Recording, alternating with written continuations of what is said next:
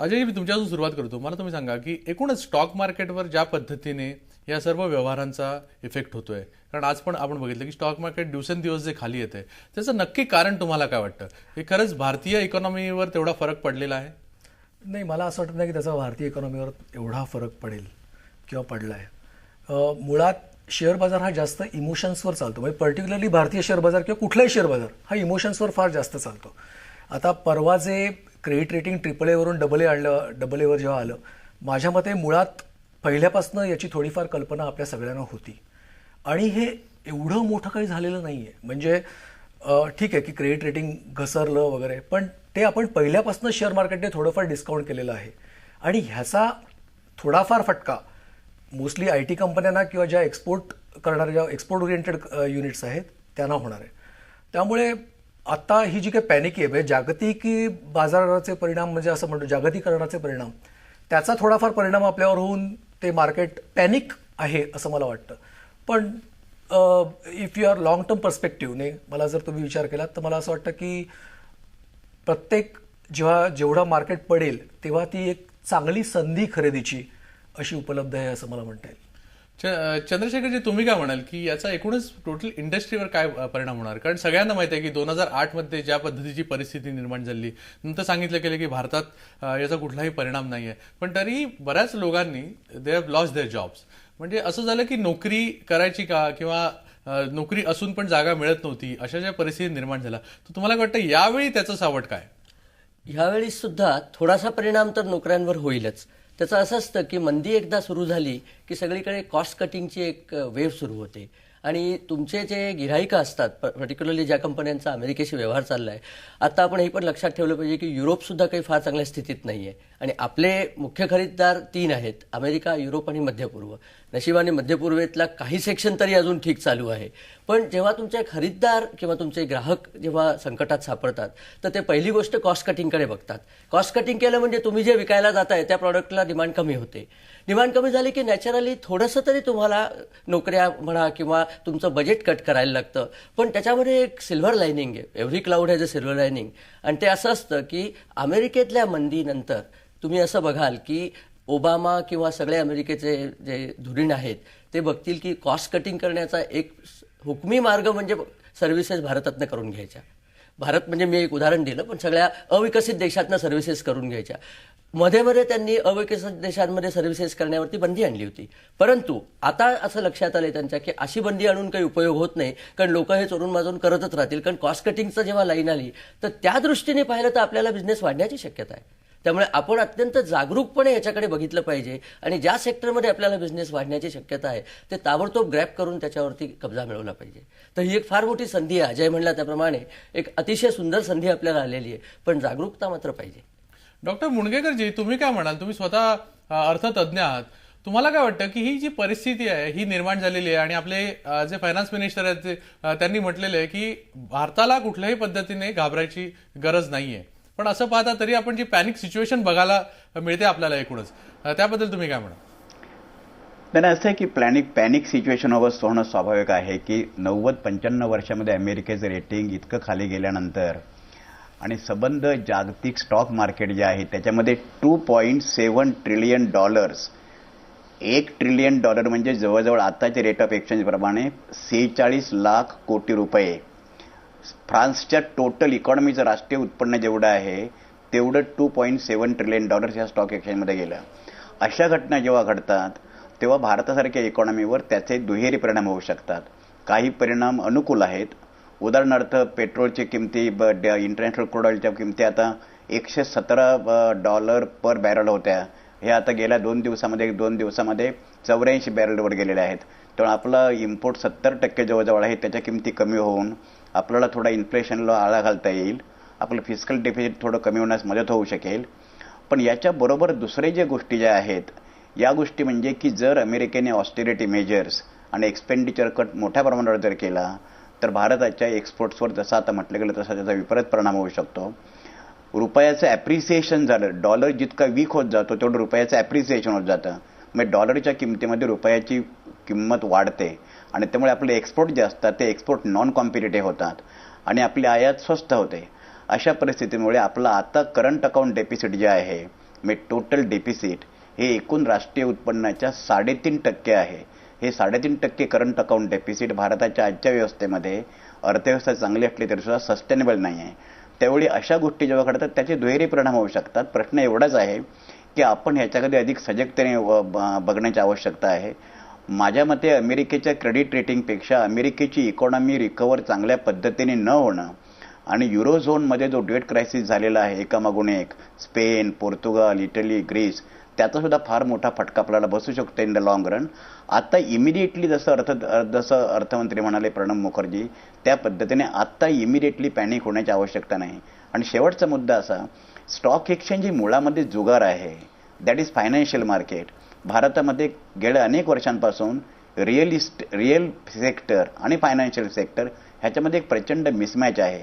मगाशी ज्याला इमोशन्स असं म्हटलं गेलं होतं त्याला केन्सने एक्सपेक्टेशन्स असं म्हटलं होतं. संबंध स्टॉक एक्सचेंज हे एक्सपेक्टेशनवर चालतं, तर त्याला काय घाबरण्याचं कारण नाही. ही काय परमनंट परिस्थिती राहणार नाही. आणखी काही दिवसांनी स्टॉक एक्सचेंज चांगल्या तऱ्हेने पुढे उभं राहू शकेल. तुम्ही आता म्हणालात की अमेरिकन डॉलरबद्दल की तो केवढा स्ट्रॉंग किंवा केवढा वीक याच्यावर भरपूर काही डिपेंड होतं आपलं एक्सपोर्ट. पण त्याचप्रमाणे आपण जर बघितलं तर अमेरिकन डॉलर नेहमी स्ट्रॉंग का राहतो रुपीच्या बाबतीत, किंवा आता पण बघितलं तर त्या डॉलरवर तसा परिणाम झाला दिसत नाही. तर यामागचं काय गणित आहे नक्की? नाही, डॉलर अमेरिकेची जेवढं रुपयाचं ॲप्रिसिएशन होत जाईल तेवढं डॉलरची व्हॅल्यू कमी कमी होत जाईल. आणि ह्याचा अर्थच मुळामध्ये असा आहे की आजची बातमी अशी आहे की भारतामध्ये 1 तोळा म्हणजे 11.5 ग्रॅम सोन्याची किंमत 25,000 रुपयापर्यंत गेलेली आहे.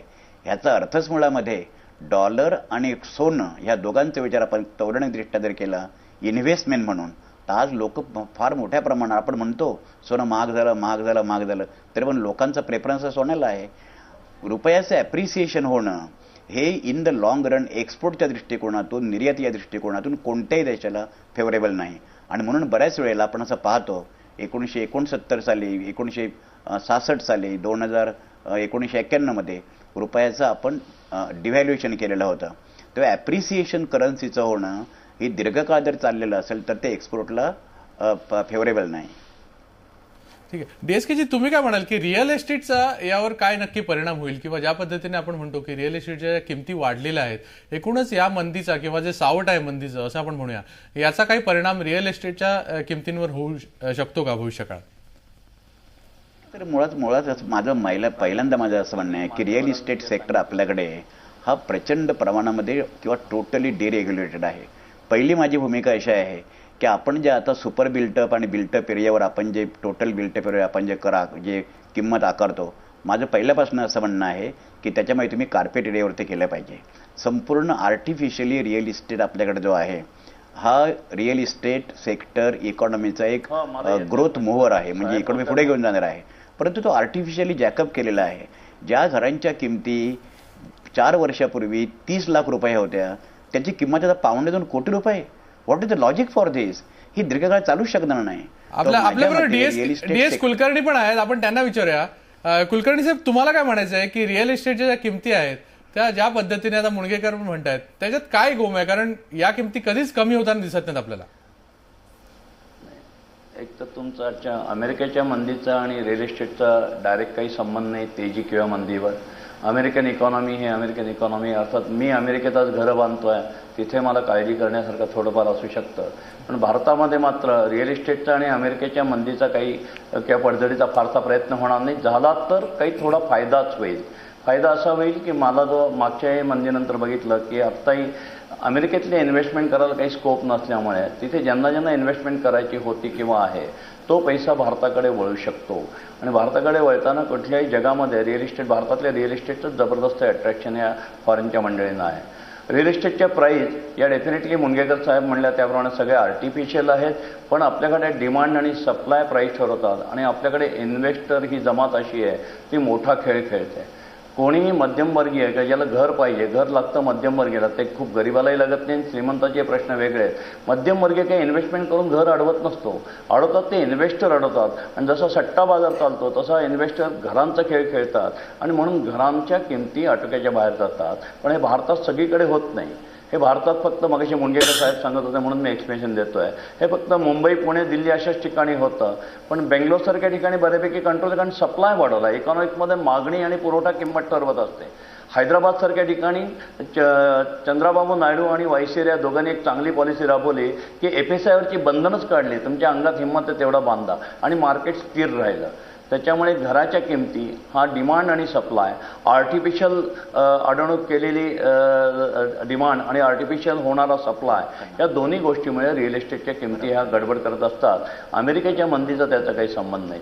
पण मला असं वाटतं की या निमित्ताने येत्या 6 महिन्यामध्ये जेव्हा अमेरिकेत डिसेंबरमध्ये त्यांच्या खर्चाचं बिल सँक्शन होईल की खर्चाची कट जी करायची त्याच्यानंतर इन्व्हेस्टमेंट अमेरिकेत ज्या जाणार होत्या जगातनं जपानमधनं जात आहेत, बाहेरच्या युरोपमधनं जात आहेत, अमेरिकेतल्या खुद्द इन्व्हेस्टमेंट आहेत त्या रिअल इस्टेटमध्ये येतील असं मला वाटतं. आणि जर त्या रिअल इस्टेटमध्ये इन्व्हेस्टमेंट आल्या तर कदाचित इथे पण घरांच्या किमती थोड्याशा कमी होतील. कारण इथलं आत्ता रिअल इस्टेटमधल्या इन्व्हेस्टमेंटची जी कॉस्ट आहे आमची व्याजाची ती डेफिनेटली अमेरिकेच्या इन्व्हेस्टमेंट आल्या तर थोडीशी ती कमी होईल अशी मला आशा आणि मागचा अनुभव आम्हाला तोच होता. बरोबर. आणि पण स्टॉक मार्केटचं आणि रिअल इस्टेट यांचं कनेक्शन काय आहे? सर पूर्वीच्या काळी होतं ते जेव्हा स्टॉक वर असायचा तेव्हा रिअल इस्टेट खाली असायचे आणि रिअल इस्टेट वर गेले की स्टॉक खाली यायचा. पण गेल्या 7-8 वर्षामध्ये त्या दोन्हीचा काही संबंध राहिला नाही आहे. दोन्ही मुनगेकर साहेब म्हणले त्याप्रमाणे शेअर बाजार म्हणजे चक्क सट्टा बाजार. म्हणजे उद्या ओबामाला सर्दी पडसं झालं तरी इकडे बाजार कोसळेल, काही संबंधच नाही त्याचा. आणि रिअल इस्टेटमध्ये इन्व्हेस्टरची जेवढी ताकद पेशन्स त्याच्याप्रमाणे रिअल इस्टेटचे प्राईस कमी किंवा जास्त होतात आणि त्याला खतपाणी भरतं सरकारचं पडतं. काही करून रिअल इस्टेटचा सप्लाय ते वाढवून देत नाही. इथे बांधू नका तिथे बांधू नका, इतकी उंची घेऊ नका, इकडे नदी आहे तिकडे डोंगर आहे असं करत सप्लाय अडवला जातो. रेसिडेन्शियल झोन वाढवले जात नाही आणि म्हणून किमती वाढतात. त्याचा स्टॉक एक्सचेंजचा आणि रिअल इस्टेटचा अर्थार्थी काही संबंध नाही आहे. स्टॉक एक्सचेंज कोसळेल किंवा वर जाईल त्याचा आणि रिअल इस्टेटचा आत्तापर्यंत माझा गेल्या 30 वर्षातला अनुभवाने काही फारसा संबंध नाही. अजय, तुम्ही सहमत आहात का? ते सगळे म्हणतात की स्टॉक मार्केट म्हणजे एक जुगार आहे आणि तो जुगारातला पैसा जसा वर खाली होतो तसंच स्टॉक मार्केटचं असतं किंवा इमोशन्सवर तो त्यामुळे जास्त अवलंबून इमोशन्स नक्की, पण स्टॉक मार्केट हे जुगार आहे असं मी नक्कीच म्हणणार नाही. त्याच्यामुळे एवढं त्या स्टॉक मार्केटमध्ये शिक्षण वगैरे आलंच नसतं. म्हणजे पर्टिक्युलर एखादी कंपनी जर if it's performing well then definitely it will do better in the market. असं नाही की कुठलाही एक कचरा कंपनी वर चालली ती जाते वर पण नंतर तशीच ती कोसळते. पण त्यामुळे स्टॉक मार्केटला तुम्ही व्यवस्थित जर अभ्यास केलात तर definitely you can earn out of it. आणि तो जुगार आहे असं मी नक्कीच म्हणणार. हे कमवणारे कमवून जातात ती पण गोष्ट वेगळी, पण केवळ जुगार हा मी नक्कीच म्हणणार नाही. ह्याच्याबाबतीत मला फक्त एकच मला सांगायचं होतं.